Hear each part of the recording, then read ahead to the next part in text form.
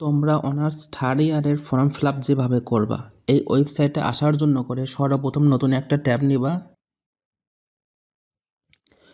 gov.ssc লিখে search করবা। শাহ সুলতান কলেজের ওয়েবসাইটটা আসবে, এটার ভিতর প্রবেশ করবা। বাম পাশে 3টা ডট দেখতে পারবা, এখানে প্রেস করবা। এখানে দেখো লেখা আছে পেমেন্ট। অবশ্যই ডেস্কটপ ভার্সন করে নেবা। 3 ডট থেকে দেখো ডেস্কটপ সাইট কিন্তু অন আছে। পেমেন্টে আসলাম। পেমেন্টের ডান পাশে যে অ্যারো চিহ্নটা আছে, এখানে ক্লিক করার পর admission, form fill up, session charge এখানে ক্লিক করবা।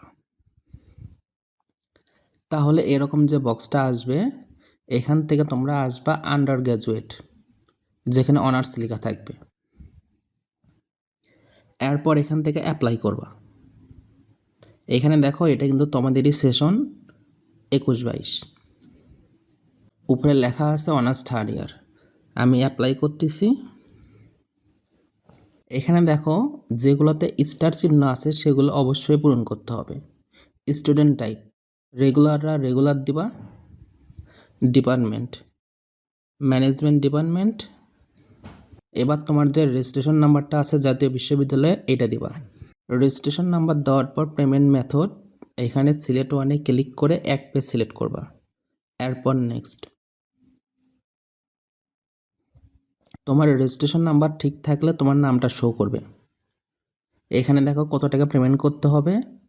Payable amount 4800। এখানে দেখো যেগুলা স্টার মার্ক আছে সেগুলা মাস্ট বি ফিল আপ করতে হবে, আর যেগুলো অপশনাল লেখা আছে সেগুলো দিলেও হবে, না দিলেও হবে। আমি সমস্ত ইনফরমেশন ফিল আপ করতেছি। এখানে ফাদার্স নেম, মাদার্স নেম অবশ্যই কিন্তু বড় হাতের লেটারে লিখবা, কারণ লেখাই আছে ব্লক লেটারে লিখতে হবে। আমি NIT নাম্বারটা দিলাম আর ক্লাস রোল দিলাম, বার্থ সার্টিফিকেট নাম্বারটা দিচ্ছি না। এবার preview and submit.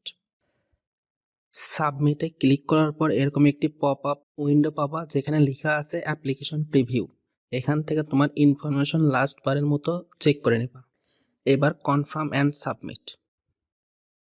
Are you sure you want to submit this application? Yes, I am sure.